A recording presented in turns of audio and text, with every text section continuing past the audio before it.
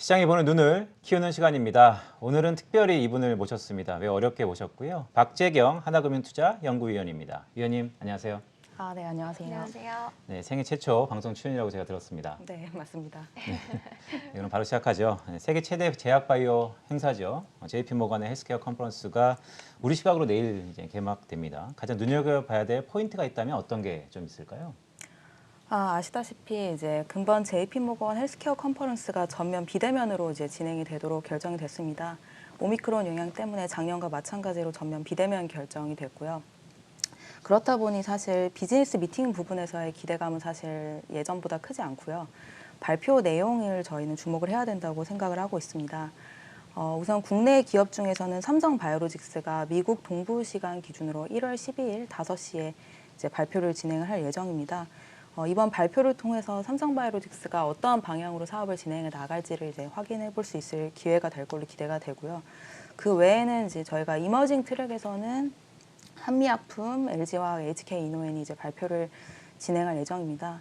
국내 기업 외에도 이제 글로벌 기업들의 발표도 저희가 주목해서 볼 필요가 있는데, 사실 금번 코로나 팬데믹 상황에서 이제 화이자를 비롯해서 백신 개발 업체들을 중심으로 해서 현금성 자산이 굉장히 크게 늘어났습니다. 화이자 같은 경우에는 21년도에 백신 매출로 360억 달러를 이제 기록할 걸로 전망이 되고 있고, 올해도 300억 달러 이상의 매출을 기록할 걸로 전망이 되고 있는데, 저희가 이제 현금 및 현금성 자산이랑 이제 단기금융 자산을 합산을 해서 주요 빅파마들을 뽑아 보면 화이자가 지금 현금이 300억 달러 이상 확보된 거를 확인할 수가 있습니다.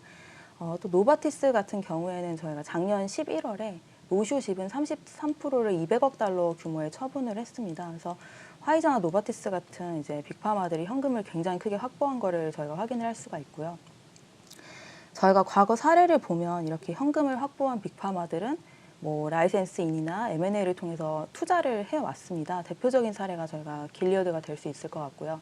뭐 길리어드 같은 경우에는 아시다시피 이제 시형 간염 치료제를 확보한 현금을 바탕으로 해서 카티를 개발하는 카이트, 뭐 면역 항암제 개발하는 47, ADC를 개발하는 뭐 이뮤노메딕스 같은 회사들을 이제 연이어서 M&A를 진행을 했는데, 그걸 통해서 이제 항암 포트폴리오를 대폭 이제 확장한 업체이고요. 그래서 화이자나 노바티스 같이 현금을 많이 확보한 업체들 위주로 그러한 흐름이 저희가 나타날 걸로 전망이 되고 있습니다. 그래서 이제 화이자나 노바티스가 어떠한 부분에 중점을 두고 있는지 그런 걸 보는 게 이제 올해 JPM의 포인트가 될 걸로 기대를 하고 있습니다. 네, 말씀 주셨던 것처럼 사실 JP모간 헬스케어 컨퍼런스가 CES만큼 중요한 행사고 이번에 비대면이니까 살짝 아쉽긴 한데요.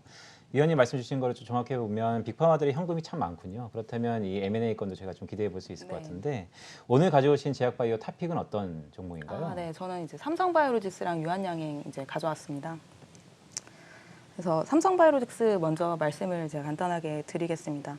삼성바이오로직스 같은 경우에는 지금 현재 글로벌 항체 치료제 CMO 중에서 캐파 기준으로 1위 하고 있는 업체입니다. 그래서 현재 캐파가 36만 4천 리터 정도이고, 현재 건설 중인 사공장을 합산을 한다면 62만 리터 정도의 캐파를 보유하고 있는 업체이고요.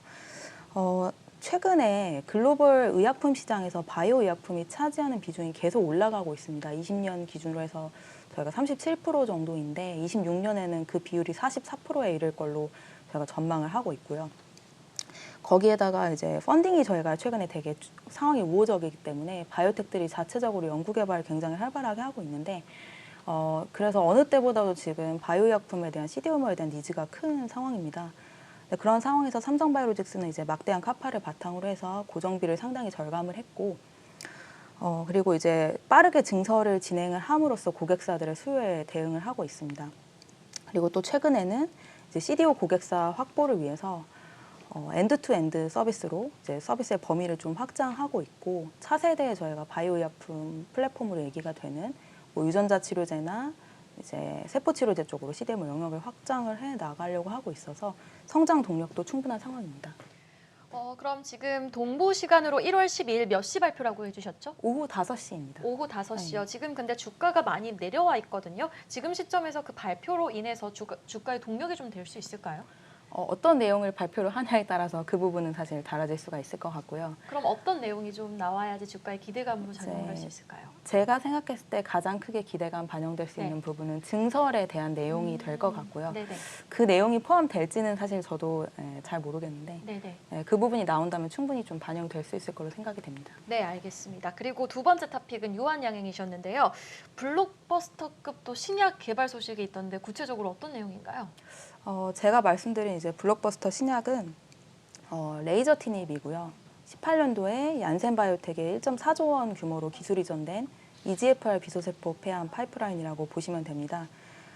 현재 이제 얀센의 이중항체 치료제 아미반타막과 동시에 이제 병용 임상을 진행을 하고 있는데 특이한 점은 EGFR 비소세포 폐암 내에서도 1차에서 4차를 모두 커버하는 임상을 현재 진행을 하고 있다는 부분입니다.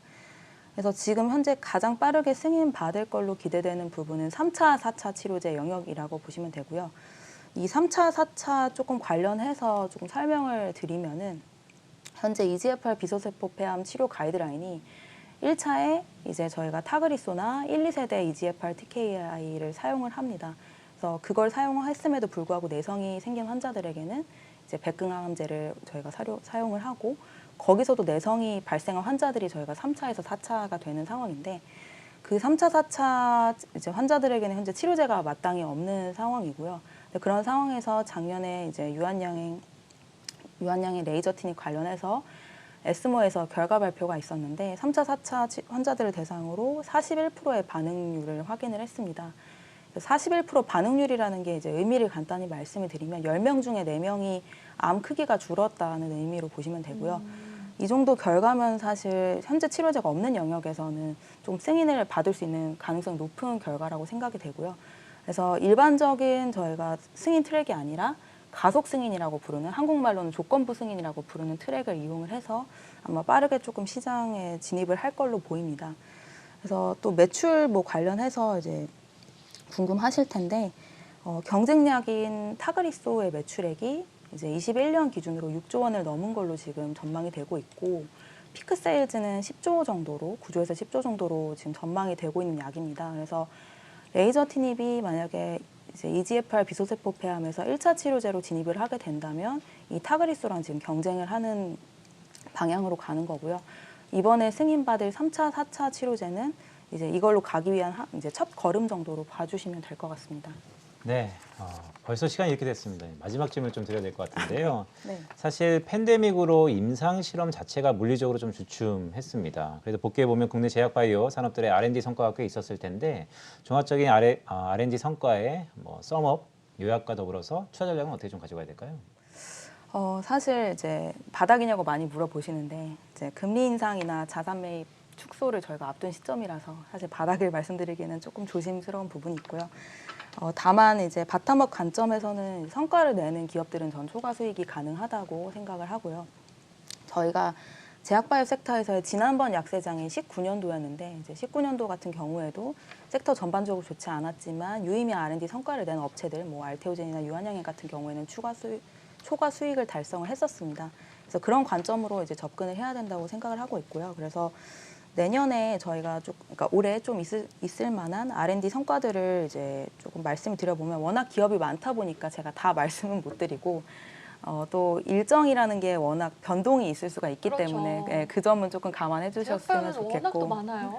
네, 그래서 일단 아까 말씀드렸던 이제 레이저 티닙 관련해서 유한양행 오스코텍의 레이저 티닙 관련한 이슈가 올해 있을 걸로 기대가 되고 그리고 저희가 레고캠바이오가 굉장히 기술 이전을 활발하게 진행을 해왔는데 레고캠바이오의 첫 임상 결과 발표가 올해 중순 정도에 있을 걸로 저희가 기대를 해보고 있고 그 외에 네오이뮨텍도 다수의 임상 결과 발표를 현재 앞두고 있습니다. 그래서 상반기, 하반기 해서 티센트릭 병용 피부암이라든지 이제 옵티버 병용 위암 같은 결과들을 상반기, 하반기 발표할 걸로 기대가 되고 있고 앱클론 같은 경우에는 작년 말에 이제 카티, CD19 카티 국내 임상 일상 IND 승인을 받았습니다. 그래서 이제 올해 한 1분기 정도에 빠르면 환자 투약 시작될 걸로 생각이 되는데 올해 중으로 중간 결과 확인할 수 있을 걸로 좀 기대가 되고 그 외에도 이제 브릿지바이오의 비소세포 폐암 파이프라인이라든지 지시셀의 파이프라인 같은 것들이 올해 중으로 결과 발표가 있을 걸로 조금 기대가 되고 있습니다. 네, 대부분 종합해 보면 올해 중에 뭐 중반에서 하반기 넘어갈 때는 이러한 성공한 임상 실험 결과들이 조금 나올 수 있는 가능성도 높다라는 것으로 저희가 연결해 볼 수 있을 것 같습니다. 끝으로 전략을 간단히 들어본다면 어떻게 대비해야 될까요? 사실 저희가 이제 21년도에 제약바이오 섹터가 굉장히 약세를 보였습니다. 근데 이게 우리만의 일은 아니었고요. 글로벌 제약바이오도 사실 굉장히 좋지 않았습니다. 근데 이제 좋지 않았던 원인은 여러 가지가 있는데 저희가 펀더멘탈리 봐도 이제 제약바이오 딜의 R&D가 잘 되고 있다는 지표인 라이선스 딜 금액이나 M&A 딜 금액이 사실 작년에 많이 전반적으로 좀 둔화가 됐었거든요. 그래서 이제 그런 부분들이 이제 올해는 조금 높아질 수 있다 이렇게 말씀을 드리고 있고 저희가 아까 말씀드렸다시피 뭐 화이자나 뭐 노바티스 같은 업체들을 중심으로 해서 현금 많이 확보를 했고 바이오텍 밸류에이션도 작년 초와 달리 지금 전반적으로 굉장히 저렴해진 상황이라서 이제 올해는 조금 더 라이선스 딜이나 M&A 딜이 활발하게 나올 수 있다. 그래서 저희 섹터 내에서도 이제 가장 소외받았었던 R&D 업체들 이제 성과 내는 타이밍 맞춰서 투자해 보시면 좋을 것 같다. 이렇게 말씀드리고 있습니다. 작년 한 해 글로벌적으로 제약바이오가 정말 많이 힘들었는데요. 올 한 해는 제약바이오 모두가 좀 분위기가 전반적으로 훈풍이 불 수 있도록 응원해 보도록 하겠습니다. 지금까지 오늘 첫방이셨던 하나금융투자 제약바이오 섹터 박재경 연구위원과 함께했어요. 오늘 말씀 고맙습니다. 감사합니다.